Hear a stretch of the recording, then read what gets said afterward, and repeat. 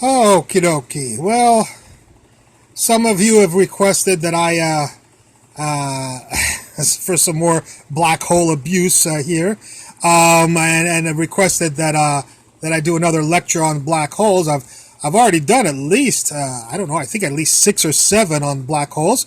So it's time to step up the game and get a little bit more hairy in the calculations. So we're actually going to today we're going to do the Schwarzschild solution for a black hole using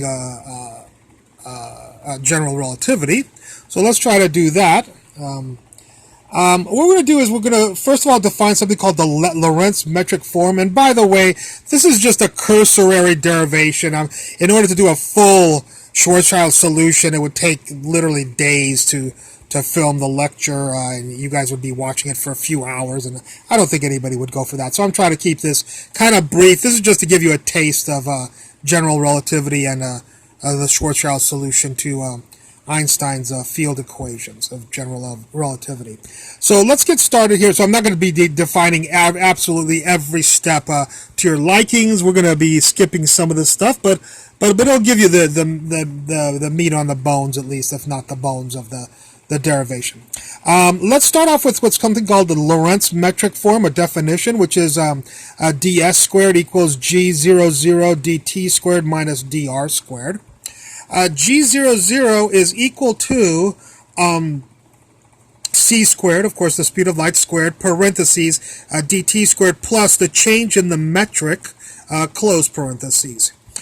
We say that the change in the metrics is 2 times the change in phi dt squared. We'll define phi in just a second, so let me just go through the mathematics. This is basically just definitions. The change in the phi is equal to phi as a function of position r divided by c squared. Now, who is phi as a function of r? It turns out phi as a function of r is what's called the gravitational potential energy per unit mass. You notice it's not quite the potential energy. It would be negative g big M little m divided by r if it was potential energy, gravitational potential energy, but it's missing the little m, so we say that this is the gravitational potential energy per unit mass here. All right. Well, if you know Mr. Phi r, then you know delta phi. So delta phi is this phi r divided by c squared. Oh, there's phi r divided by c squared, so we know delta phi. And I worked this out so we could go forwards and backwards. Watch what happens. If you know delta phi, then you know the change in the metric. Oh, the change in the metric equals 2 times delta phi. 2 times delta phi is a negative 2 gm over rc squared times dt squared right there. And if you know, we'll keep on going backwards, if you know the change in the metric, you know G00. Well, if you know G00, if you know the change in the metric, you know G00, it's c squared, parentheses dt squared, plus whatever the change in the metric was. Well, the change in the metric was this guy, so take this guy and plug him right in here, and you'll get this guy. So this becomes this. And finally, we get to our beginning definition, which is, if you know Mr. G00, then you know ds squared. So ds squared is equal to G00, that's this guy, so take this guy and plug him right in here, which is all of this stuff, times dt squared, which is dt squared right here, minus dr squared. So this person, with this guy plugged into him, is this person right here. Fancy name for this, which you can impress your friends at the physics conference, is called the metric form for the principle of equivalence. I assume you probably already know what the principle of equivalence is, but if you don't, a quick review of it is that the acceleration of a mass due to gravity is equal to the acceleration of the mass due to force, or a cute little picture of that is that Einstein thought up, is that a man that's sitting in an elevator that's just sitting on the earth with a little tree here, he's going to be feeling the force of the earth on him, pressing him against the floor. Or there could be no earth, and there's just a rope in an elevator, and there's no earth in this scenario. but the rope is being pulled at a specific acceleration, the acceleration of the elevator, and the man inside the elevator that has no windows, he wouldn't know in which picture he was. He wouldn't know if the elevator was just stopped and sitting on the earth, or if there was just a rope pulling him and his feet are being crushed on the floor because the rope is pulling it and there's no earth underneath him. So the fact that he doesn't know which scenario he is if he's in a elevator without windows is what's called the principle of equivalence, and this is called the metric form for the principle of equivalence. In other words, it describes both of these scenarios, or it shows that they are both equivalent. Okay, on top of the metric form for the principle of equivalence, we're going to have to add something called the Schwarzschild term to give you the complete metric form that we need. I didn't have to do this, but I just wanted to do it just to be complete, and so that people don't go out and say, hey, you didn't have the complete one or something. Now, I'm not going to show you where this came from, but I do want to say that this has at least some of the terms that are similar to this, so it's not like we're saying something totally outlandish. At least that is the same as this, and this dr squared is very similar to this. But we'll see that. But we need to add this term inside on the right-hand side of this equation to get what's called the complete solution to Einstein's field equations. So that's what I'm going to do. Remember this term, negative dr squared over 1 minus gmm over r squared, and I hope you've written this down for yourself. And I'm about to turn the page and plug this right into here. So let's see that. Here's our equation, ds squared equals, and we already had this, and we had this, but we didn't have this, so the Schwarzschild extra term here. Now, one thing I want to mention about this, well, first of all, let me mention that it's called the Schwarzschild metric, in case you want to look it up in other sources. It is also called the Schwarzschild solution to Einstein's field equations, is another terminology for it, if you want to look for that. The other thing I want to mention is that this works for all gravity dynamics. In other words, any planets moving around and orbiting will have to obey this, and it works for not just non-relativistic. Of course, it works for relativistic planets or things moving under the influence of gravitational dynamics.